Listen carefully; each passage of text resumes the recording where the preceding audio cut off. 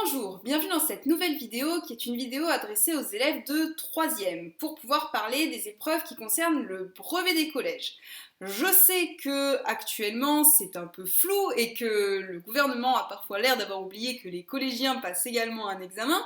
Toujours est-il que le brevet des collèges est pour l'instant maintenu. S'il ne l'est pas, en tout cas, ce sera le contrôle continu et les notes auront quand même une importance. Le brevet du collège, c'est le premier diplôme que l'on obtient et qui sanctionne la fin des années du collège, mais surtout la fin du cycle 4.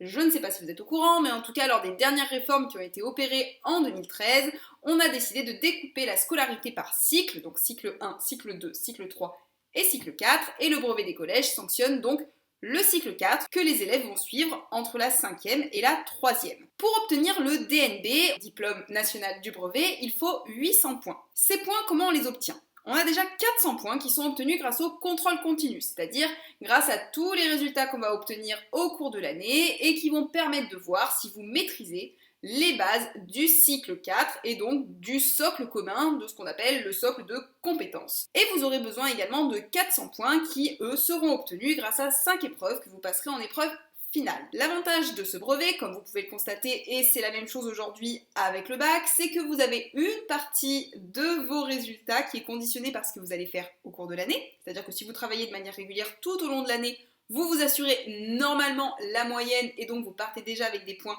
pour les épreuves finales. Si à l'inverse, eh bien vous avez oublié de travailler au cours de l'année, vous pourrez toujours essayer de miser et de vous rattraper sur les épreuves terminales. A priori, c'est plutôt une bonne nouvelle parce que ça vous permet normalement d'obtenir plus facilement des points. Je rappelle d'ailleurs que pour obtenir un examen, quel qu'il soit, il faut la moyenne. Ensuite, si vous avez plus de la moyenne, vous pouvez obtenir des mentions. Donc entre 10 et 12, vous n'avez pas de mention, entre 12 et 14, vous avez une mention assez bien, entre 14 et 16, vous avez une mention bien, et entre 16 et plus, eh bien vous pouvez obtenir la mention très bien. Je reviens maintenant sur le contrôle continu. Qu'est-ce que c'est ? Tout au long de l'année, vous allez travailler, si vous faites bien votre job d'élève, et vous allez donc obtenir des résultats qui s'affichent sur votre bulletin scolaire. Ces résultats, ils vont servir aux enseignants afin d'évaluer si vous avez acquis et validé les compétences de fin de cycle 4, qui sont nécessaires donc ensuite pour pouvoir aller au lycée. Comment ça se passe à la fin de l'année ? Il y a un jury qui se réunit, ce jury se compose des enseignants qui font partie de l'équipe pédagogique de votre classe. Donc votre professeur de maths, votre professeur de français, votre professeur d'SVT, votre professeur d'histoire, que sais-je, tout cela se réunissent ensemble dans une pièce. Bon, actuellement à distance, mais c'est pareil. Ils vont regarder vos résultats tout au long de l'année, mais pas que. Ils vont voir aussi comment vous vous êtes comporté en collectivité, est-ce que vous avez respecté les règles, donc votre comportement que vous avez pu avoir au sein de l'établissement va également avoir un impact sur la manière dont nous allons évaluer le contrôle continu et la validation de fin de cycle. D'où l'important du coup d'être un élève qui respecte les règles. On va ensuite avoir un barème qui est sur 5 points et qui va nous permettre de dispatcher comme ça les différents points jusqu'à atteindre ou pas du coup les 400 points. Donc on a comme ça 400 points à répartir entre les membres de l'équipe. Il y a 5 compétences qui participent au socle commun. Vous avez le premier domaine, c'est tout ce qui concerne le langage pour penser et communiquer. En gros, on va évaluer si vous êtes capable de vous exprimer en français, en langue étrangère, en langage mathématique, si vous savez vous mouvoir dans l'espace avec votre corps, comme par exemple ça peut être le cas en EPS. Et là, vous avez bien les professeurs justement des matières qui sont concernées par ce domaine de compétences qui vont chacun dire combien de points ils pensent vous mettre. Par exemple, le professeur de PS va dire écoutez, moi je trouve que non, en fait ça se passe pas très bien en danse, mais par contre ça se passe plutôt bien en basket, donc je lui mettrai sur ma grille de 1 à 5 points, plutôt 3 points. Voilà. Le professeur de français, lui, va se dire moi je trouve qu'en fait c'est parfait ce qu'il fait en français, hop, je mets 5. Le professeur de maths va dire oh là là, mon dieu, c'est catastrophique, je ne mets que 1. On peut pas mettre 0. En général, le plus bas c'est 1 et le plus haut c'est 5, sachant du coup que ça va être évalué en fonction de votre maîtrise. Le plus bas, c'est maîtrise insuffisante. Ensuite, vous avez maîtrise fragile, maîtrise satisfaisante et très très bonne maîtrise. Domaine 2, c'est tout ce qui concerne les méthodes et outils pour apprendre. Donc, est-ce que vous êtes capable d'organiser votre travail personnel, de coopérer, de réaliser des projets en commun, de rechercher des informations. Domaine 3, c'est tout ce qui concerne la formation de la personne et du citoyen. On va voir si vous savez développer votre opinion, respecter les autres, connaître le droit et la règle. Donc là, on va peut-être plutôt faire appel cette fois-ci au professeur d'histoire, de géographie et de MC qui peut avoir travaillé ça, mais pas seulement, parce que tout ce qui concerne le respect des autres, ça va peut-être faire intervenir également tous les autres enseignants qui vont voir comment vous vous êtes comporté au sein de la classe au cours de votre scolarité. Domaine 4, c'est tout ce qui concerne les systèmes naturels et les systèmes technologiques, donc mener une démarche scientifique, résoudre un problème, concevoir des objets, on fait plutôt appel aux professeurs de technologie, d'SVT, de mathématiques, de sciences physiques. Domaine 5, tout ce qui concerne la représentation du monde et de l'activité humaine, donc en gros, êtes-vous capable d'analyser, de comprendre les sociétés humaines, de raisonner, d'imaginer. Je sais que comme ça peut paraître assez flou, et ça peut paraître assez complexe, et vous allez me dire, du coup, je n'arrive pas à faire le lien entre la compétence qui est évaluée et la note que j'ai sur mon bulletin. Alors, c'est pas grave, parce que pour vous, vous n'avez pas forcément à faire le lien, ça c'est aux enseignants ensuite qui reçoivent votre bulletin, d'essayer justement à partir de là, en fonction des différents domaines qui vont être annoncés lorsqu'on se réunit, eh bien de dire combien lui pense qu'il vous attribuerait. Donc le bulletin est évidemment utile, les notes que vous avez sur l'année sont évidemment utiles puisque ça va permettre à votre enseignant et bien lui de se positionner ensuite pour savoir combien de points il va vous attribuer en fonction du domaine. Et tout ça nous permet à la fin de distribuer ces premiers 400 points qui vont servir à une partie du DNB. Ensuite arrivent les épreuves finales, donc elles sont au nombre de 5. La première épreuve finale que vous allez passer, c'est l'épreuve orale. J'attire ici votre attention sur le fait que l'oral du stage que vous passez également au cours de l'année fait partie du contrôle continu. Il est intégré dans votre bulletin, mais ce n'est pas une épreuve finale.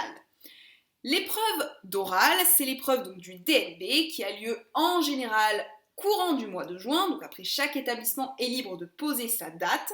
Certains établissements vont faire le choix d'organiser avant un oral blanc, ce n'est pas obligatoire. Certains vont préparer les épreuves avec leurs élèves directement en classe en fonction du temps. Certains n'auront pas le temps et du coup vous demanderont de préparer votre oral chez vous.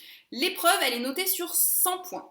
50 points vont être répartis pour tout ce qui concerne la maîtrise de l'expression orale. Est-ce que vous êtes capable de vous exprimer? Est-ce que vous avez un bon vocabulaire, un bon débit? Est-ce que vous êtes dynamique? Ou est-ce que votre présentation c'est oui mais alors en fait...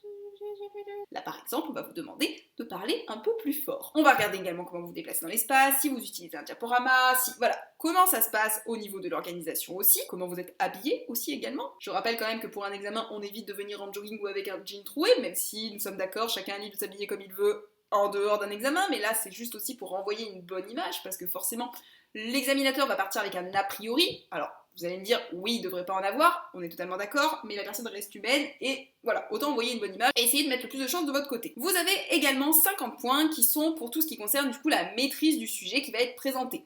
Alors, quand on dit maîtrise du sujet, on ne vous demande pas d'être un expert du domaine que vous allez présenter, on va surtout évaluer comment vous avez organisé votre pensée. C'est sûr que si vous mettez que des informations décousues, ça va être flou. Si par contre, au contraire, c'est organisé, si vous avez un diaporama, si ça accompagne, ben voilà, on va pas noter le diaporama en soi, mais ça peut toujours faire un support et ça peut aussi vous aider vous en vous disant j'ai un diapo derrière, je peux toujours me reprendre. A priori, en tout cas pour ce qui concerne mon établissement, les élèves ont droit de garder leurs notes, même si quand même je vous encourage à ne pas les lire. Ça peut toujours être bien quand même de les avoir, de les poser sur votre bureau, de savoir qu'elles sont là en cas de trou de mémoire, parce que ça peut arriver en cas de stress. Mais essayez d'éviter de les lire parce que quelqu'un qui lit, qui est comme ça, qui est caché derrière, alors non seulement on le voit pas, mais alors en plus de ça, ça ne rend pas très dynamique votre présentation. L'épreuve, elle dure 15 minutes. Vous avez 5 minutes de présentation et vous avez 10 minutes d'entretien du jury. Cette épreuve, elle peut être passée en groupe de 2 ou de 3 personnes. Par contre, gardez quand même à l'esprit que si jamais vous passez cette épreuve en groupe, cela signifie qu'il va falloir que chaque personne du groupe parle pendant 5 minutes. Donc, si vous êtes 3, forcément, votre présentation orale va durer 15 minutes en tout, plus toujours les 10 minutes d'entretien qui restent avec le jury. On ne donnera pas une note collective, mais une note en fonction des différentes personnes. C'est-à-dire que si quelqu'un parmi votre groupe parle tout doucement, manque de dynamisme, est habillé en jogging et qui lui perd la majorité de ses points pour la première partie, peut-être que celui d'à côté qui a fait l'effort de bien s'habiller, qui parle correctement, qui s'exprime avec un bon vocabulaire, aura un meilleur résultat. Voilà, le fait d'être en groupe ne veut pas dire que vous aurez une meilleure note, que vous aurez la même note que votre voisin. Vous pouvez également choisir de présenter votre épreuve dans une langue étrangère. À ce moment-là, vous obtiendrez un point de bonification. En général, c'est plutôt aux alentours de 10 points. Ça peut toujours varier, mais c'est plutôt 10 points. Si c'est le cas, je vous encourage quand même à faire relire avant ce que vous vous apprêtez à présenter à votre professeur de langue, histoire d'être sûr et certain que vous n'allez pas dire des bêtises. Je vous vois venir. La question que vous allez me poser, parce que tous les élèves la posent, c'est « Oui, d'accord, j'ai compris, il y a une épreuve orale, mais concrètement, je présente quoi dans cette épreuve orale ?» Vous pouvez présenter deux choses. Soit vous présentez un EPI. Le pays, je rappelle, c'est un enseignement pratique interdisciplinaire. En gros, c'est un projet qui a été travaillé en partenariat avec plusieurs disciplines. Ça tombe pas comme un cheveu sous la soupe. En général, les professeurs vous disent « Attention, nous travaillons ensemble, nous faisons un EPI ». Par exemple, moi cette année, avec les élèves de 3e que j'ai, nous avons travaillé sur un EPI qui concerne les archives du témoignage, avec 2 matières. Le français, mon collègue a travaillé tout ce qui était écriture de lettres dans les tranchées, il a travaillé également sur l'enregistrement d'une lettre de poilu. En histoire, on a travaillé sur des témoignages de guerre, on a créé un podcast ou des vidéos, et tout ça a été conditionné également avec l'étude de sources, soit littéraires, soit historiques, autour du témoin et du témoignage. Ça peut être autre chose. Moi, par exemple, avec les 4e, en général, on fait un EPI qui concerne la justice, en français, où ils travaillent l'étude d'un procès, et en EMC, où ils travaillent la partie judiciaire. Ce qu'il faut bien retenir, c'est que l'EPI que vous présentez, c'est quelque chose qui a été travaillé en classe, qui a 2 disciplines, ou 3, ou 4, plusieurs en tout cas, et que c'est un projet, généralement, qui a pris quand même un petit peu plus de temps qu'un cours classique, donc vous devriez être au courant. Et les professeurs vous le disent a priori, sachant que vous pouvez présenter un EPI qui a été fait soit en 5e, soit en 4e, soit en 3e. D'où l'intérêt de noter au cours de votre scolarité tous les EPI que vous pourrez avoir à faire. Vous n'êtes pas obligé évidemment de présenter un EPI, vous pouvez également présenter un parcours. Les parcours, il en existe 4. Il y a le parcours santé, le parcours citoyenneté, le parcours culture et le parcours avenir. Admettons, dans votre établissement, on vous a présenté tout ce qui concernait la formation au PSC1, c'est-à-dire aux bases du premier secours. Eh bien, vous pouvez raconter comment ça s'est passé, comment vous l'avez vécu, qu'est-ce que vous avez fait. Voilà, en gros, prenez un sujet, tout ce qui est lié à la santé, que vous avez pu étudier, hop, dans le parcours, vous racontez. Citoyenneté, qu'est-ce que ça peut être ? Eh bien, il y a des élèves qui vont s'investir dans leur établissement, ou autre part, des élèves qui s'investissent également à l'extérieur de l'établissement, par exemple qui vont s'investir au sein de la jeunesse, dans une association, ce genre de choses, ça c'est un côté citoyenneté, le citoyen c'est celui qui participe à la vie de la société, ou là, à la vie du collège. Par exemple, vous êtes membre du CVC, venez raconter ce que vous avez fait, vous êtes égo-délégué, venez raconter ce que vous avez fait, vous êtes membre de la lutte contre le harcèlement scolaire, vous êtes un ambassadeur, venez raconter ce que vous avez fait, ça fera partie du parcours citoyen. Vous pouvez aussi présenter le parcours culture. Par exemple, vous suivez un parcours artistique. Dans l'établissement où je travaille, il y a des classes CHAM, donc ce sont des classes à horaires aménagés pour la musique. Vous pouvez venir raconter les concerts auxquels vous avez participé, comment ça se met en place dans votre scolarité. On a également un atelier théâtre, et bien je ne sais pas, vous avez participé pendant plusieurs années à l'atelier théâtre, ou même une année, venez raconter comment ça s'est passé, monter le spectacle, quel spectacle vous avez vu, est-ce que ça vous a donné envie, enfin voilà. Racontez-nous quelque chose pendant 5 minutes. Ou dernier parcours que vous pouvez présenter, c'est le parcours avenir. Le parcours avenir, c'est donc, comme son nom l'indique, présentez-nous votre projet d'avenir. Par exemple, vous avez toujours rêvé de devenir professeur. Et vous allez nous raconter, pourquoi vous avez choisi du coup ce métier-là, quel est votre parcours et votre projet professionnel pour la suite, sur quelle filière vous allez miser quand vous allez aller au lycée, qu'est-ce que vous allez faire ensuite quand vous allez à la fac. N'hésitez pas, si jamais vous avez fait le stage qui était en lien, à présenter votre stage. Alors c'est sûr que si vous avez fait un stage à France Télécom alors que vous voulez être professeur, n'en parlez pas, parce qu'en fait ça n'a pas trop de rapport.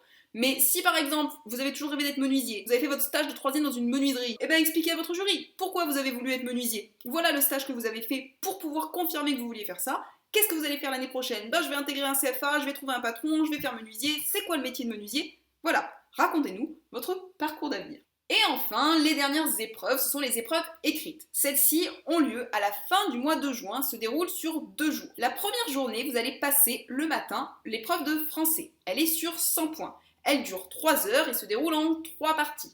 50 points concernent l'analyse littéraire, donc un texte de compréhension avec des questions également de grammaire. 10 points pour la dictée et 40 points sur la rédaction. L'après-midi, vous allez passer l'épreuve de mathématiques, elle aussi sur 100 points, donc c'est une épreuve qui dure 2 heures, qui propose des exercices, qui se rapportent donc à tout ce que vous avez pu voir dans le programme de maths au cours du cycle 4. Le lendemain, vous allez passer l'épreuve d'histoire géo et d'EMC qui elle est notée sur 50 points. Elle dure 2 heures, se compose de 3 exercices. Vous avez 20 points sur la partie d'analyse documentaire. Soit l'analyse documentaire est en histoire, soit l'analyse documentaire est en géo. Si l'analyse documentaire a été en histoire, ça signifie que vous allez avoir les 20 points qui vont suivre, qui vont être en géographie, ou inversement. Les 20 points donc supplémentaires vont concerner tout ce qui est développement construit, donc 10 points généralement est attribué au développement construit, et 10 points vont être attribués soit à un tableau de date si vous êtes en histoire, soit à une carte si vous êtes en géographie. Et les 10 derniers points, c'est tout ce qui concerne l'EMC, généralement c'est une analyse documentaire et peut-être un petit texte réflexif. Raconte à ton cousin pourquoi c'est important pour toi d'obtenir la citoyenneté. Voilà, un petit texte comme ça qui explique, avec évidemment des arguments. Ce qu'on note, c'est l'argumentaire, c'est pas de dire bonjour maman, bonjour papa, au revoir maman. Voilà, vous pouvez, évidemment, c'est un dialogue. Mais n'oubliez pas que ce qui compte, ce sont les arguments avant tout. La dernière épreuve, c'est l'épreuve de sciences. Celle-ci est également sur 50 points et elle dure 1 heure. 2 disciplines sont tirées au sort, parmi lesquelles la physique-chimie, la SVT et la technologie. Et vous allez du coup être interrogé sur 2 de ces disciplines et composer à partir d'exercices qui vous seront proposés. Évidemment, comme tout examen, on n'oublie pas pour tout ce qui est épreuve finale d'apporter sa convocation, d'apporter également une pièce d'identité valide et à jour. N'hésitez pas non plus à apporter une bouteille d'eau pour boire, éventuellement un petit snacking ou quelque chose comme ça pour pouvoir vous redonner un petit peu d'énergie au cours de l'épreuve. Alors pas un poulet rôti, hein, d'accord? Pensez quand même à ceux qui sont à côté, évitez le sandwich au pâté également. Prenez plutôt une barre, un fruit, des gâteaux, des sucreries, peu importe, quelque chose en tout cas qui puisse être un sucre rapide, qui vous redonne un peu de vigueur. On n'oublie pas non plus qu'on ne triche pas à un examen, et c'est une recommandation qui n'est pas juste pour vous embêter, c'est que si jamais vous êtes pris en train de tricher, vous pouvez être interdit d'examen pendant 5 ans. Et je peux vous dire que, à votre âge, c'est mauvais. Ça veut dire pas de permis, pas de bac, pas de brevet, donc au niveau de votre orientation et de votre avenir, c'est quand même moyen. Donc pas de bêtises ce jour-là. On n'oublie pas non plus de s'habiller correctement lorsqu'on vient le jour de l'oral, et par pitié, soignez votre présentation et votre orthographe sur la copie. Ça compte énormément, ça envoie un message au correcteur. Alors oui, on n'est pas censé être subjectif. Oui, on n'est pas censé noter le soin. Et dites-vous que le professeur sera de meilleure humeur s'il voit une copie qui est belle. Alors évidemment, on a tous des écritures différentes, on ne vous demande pas de faire un chef-d'œuvre artistique, mais relisez-vous.